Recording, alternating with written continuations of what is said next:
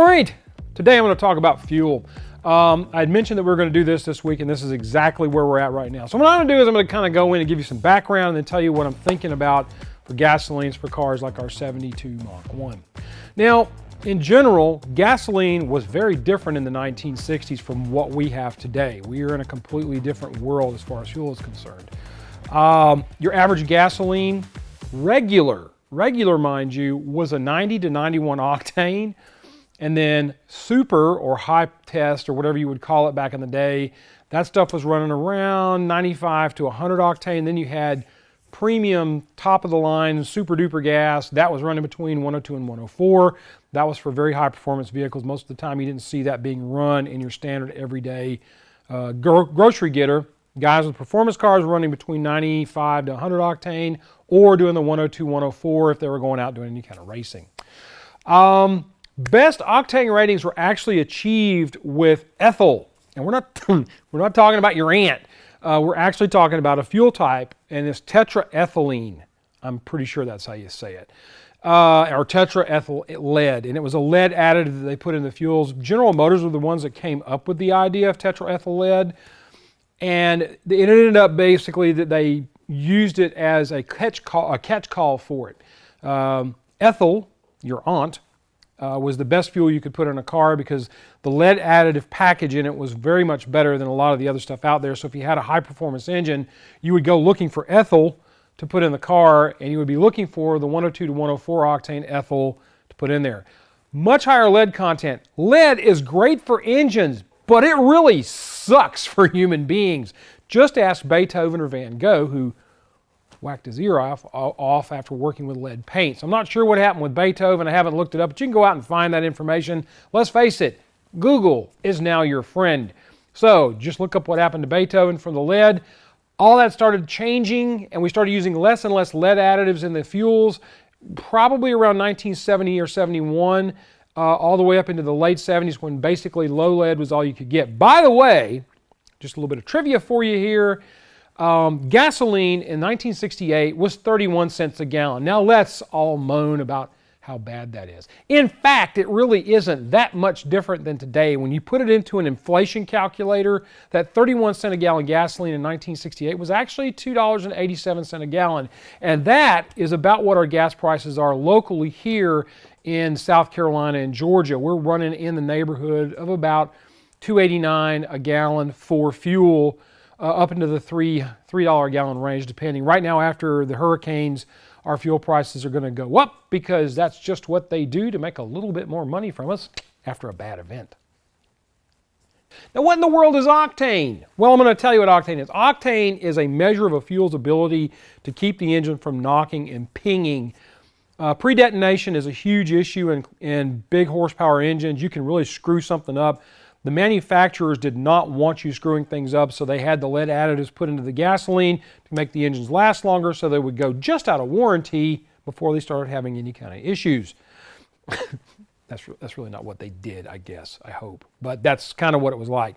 They wanted to have the engines operate correctly, so you had the additives in there to keep it from knocking. And pre-detonation is always bad for an engine. It will actually bell the top of your cylinder bores. It will cause pistons to get damaged. It'll damage rings. Just bad juju. And what you're trying to do with gasoline is not have an explosion. You're actually trying to create a flame front that will drop that piston in a gentler way than if you had an explosion inside the cylinder. I've actually seen cylinder blocks where the top of the cylinder, because of pre-detonation, is belled. It actually has a bulge to it all the way around the inside of it because somebody just did not pay attention to the knocking issues in that engine. So it's also good, the lead additives that they put back in there in the day, those were good for lubricating the valves, keeping things a little bit cooler in the combustion chamber, again, helping to cause that to be more of a flame front rather than an explosion. So that's the reason behind your octane rating on the pump. You have an octane rating most of the times now, your cheap gas or your low lead gas is 87 octane and your high end is 93.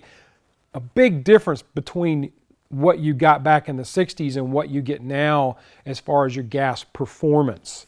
All right, now I'm going to talk a little bit about what happens with the modern day fuels as opposed to what you had back in the day. Because the lead additives were in there, they kept things a little cooler for those high performance engines with the big compression ratios, 11 to 1, 12 to 1. Today what happens is a lot of that is controlled by the computer in the car, and it does things to change the engine performance in order to not have those knocks happen. Manufacturers don't want to get engines back because they're having an issue with pre-detonation and they're exploding cylinder heads. A lot of engines now are being run with sleeves and they're aluminum with aluminum cylinder heads, trying to save weight, trying to make the thing more efficient. So the additive packages have changed, but the manufacturers have also changed the engines to work with those newer additive packages. New engines are designed to work with the ethanol fuels that we're running right now. Most ethanol gases that you see out there on the market are a 10% alcohol fuel. That is really not good for a classic car. Classic cars do not enjoy ethanol fuels. It's one reason why I'll tell you guys, you've heard me say before, that if you're going to run ethanol gas, try to run a 93 octane because your octane rating is higher, making it less likely to ping and knock and run hotter. That'll also keep your fuels a little bit cooler in the fuel bowl, because what I find with 87 gas is that if it's in the fuel bowl, it tends to boil out more. You'll lose more fuel in the fuel bowl from evaporation. The alcohols in the fuel are not good for the carburetors. A lot of times the aluminum, the additive package that they're putting in there now, will actually start eating up the inside of the carburetor bowl. I haven't seen as much of that as I've heard about it. Almost every one of the carburetors I've ever opened up around here, I've not seen any of the etching and eating that a lot of people talk about with ethanol fuels. And I think because you have a situation where you have less of the anti-knock properties from the lead in there, they've gone and done other things to it in additive packages to keep things in your combustion chambers a little cleaner. If you buy good gas, there is a varying degree on fuel as well as to what they put into the fuel in order to keep it running cleaner. The dirtier your fuel is, the more likely your combustion chambers are to get fouled up with junk. If you're running 87 octane in a car that used to require a 90 or 91 octane back in the day, it's probably not going to run as clean, and it's going to run a little hotter, and it's not going to be as happy an engine. You will probably also get a lot more spark detonation out of the car. So what to do? Well, I tend to want to run unleaded, non-ethanol fuels to get rid of the alcohol issues I find with ethanol gas. But in my experience in the area around here and most of the places that I've been, you don't find the 91 non-ethanol unleaded gas anymore at the pumps. You used to be able to get it in a couple places in the CSRA where I live now, but I don't find them now. They're just not there. Sunoco used to actually sell unleaded 110 race gas at their location over in Aiken. They've shut that down completely. It's no longer available. So you're kind of in a position where you're stuck. If you're going to do a non-ethanol gas, you're kind of stuck with running what's available, and that's 87. So I started doing some research, and I tried to get around a way of doing that. Well, how do we run a non-ethanol fuel if you don't have 91 available in your area? If you're one of those lucky suckers that lives near a lake, you're probably going to be able to find 91 octane. But the bad thing about that, and the thing that ticks me off the most about it is, guess what? You're still in a position of only running what regular used to be. This is not your premium fuel that you would have gotten back in the day. What your uncle would have put in his 1965 Mustang, well, he grabbed a pack of Marlboros and a Pabst Blue Ribbon to go on the road so he could get from this point to that point. You're not getting that anymore. It's just not out there. So what am I going to do about that? Well, I started looking around for a couple of things that we could possibly do as classic car enthusiasts. One of those things is to just give up, go out and build your engine with the idea of running premium gas in an unleaded ethanol form. Meaning you're going to have to be working on your carburetors a little more often probably. You're going to be changing out accelerator pumps and things like that, because nobody as of right now is making an accelerator pump for most of the Holleys and the Autolite carburetors that will withstand the ethanol fuels as well as it should. They can do that, but companies aren't really willing to spend the money on it. So just keep that in the back of your mind. The next best thing would be to start running non-ethanol 87 and then adding a fuel booster to it. And in doing that, I looked around for some fuel boosters that are available, and quite frankly, about the best thing you're going to do, in my opinion, for the car is to get with VP Racing and use their additive octane booster. They actually have one. The one I'm showing you right now is one that they have that is a lead-added octane booster. It's not actually lead, it's a lead substitute. You're not going to get lead anymore because, you know, nobody wants you to have square-headed babies and you know, you're going around cutting people's ears off, probably your own, if you're playing with lead and it messes with your brain. So you're not going to get real lead, but you'll get a lead substitute.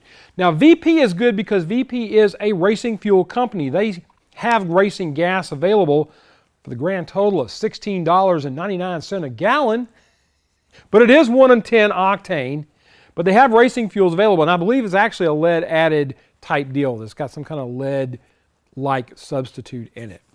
In any case, we're back on task here. VP offers one that will add 8 points to your fuel. Now, you cannot use the lead additive VP fuel in a car that has catalytic converters or O2 sensors, but luckily VP also has an unleaded version that you can add to your car. Like, let's say you're building a nice big meaty 351 Cleveland or 350 small block Chevrolet, and you want to have, you know, you've got a lot of compression in it and you want to have that extra octane rating even above 93. You can add this to it and it will add 8 points to your octane rating.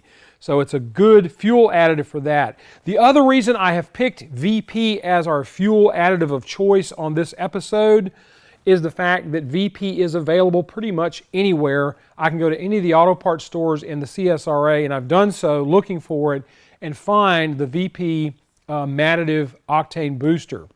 There are other octane boosters available on the shelf. I just like VP right now because it is from a company that specializes in racing fuels.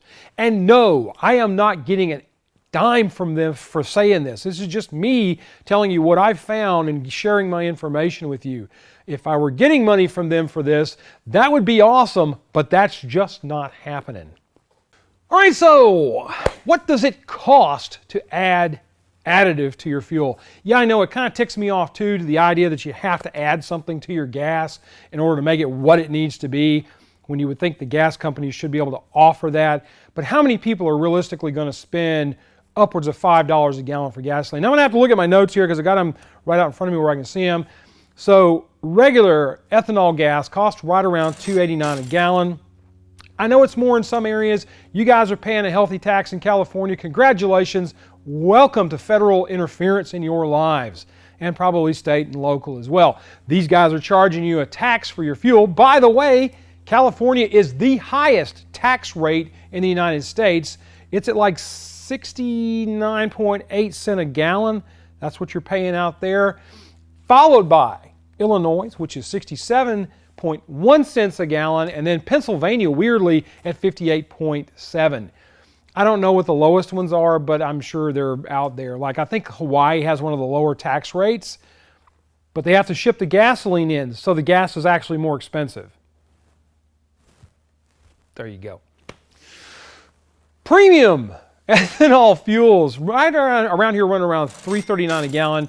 Non-ethanol 87 is $3.49 a gallon. So it's actually 10 cents more a gallon than premium is, which kind of bugs me. But it's because it's a pure fuel. It doesn't have any alcohol additives in it, so you're not having all those other issues. I think it's a good base format for what we're about to talk about.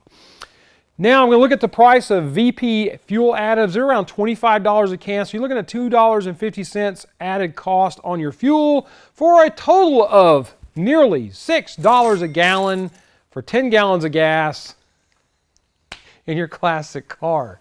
But it brings your rating up to a super level from the 1960s at 95. It's the bottom end of the level for super gas or high test or premium or whatever you want to call it. But it is still a premium fuel, so I think it's going to give you what you need as a car owner of a classic car. Now, we can all hue and cry and whine about this, you know, the good old days and blah, blah, blah.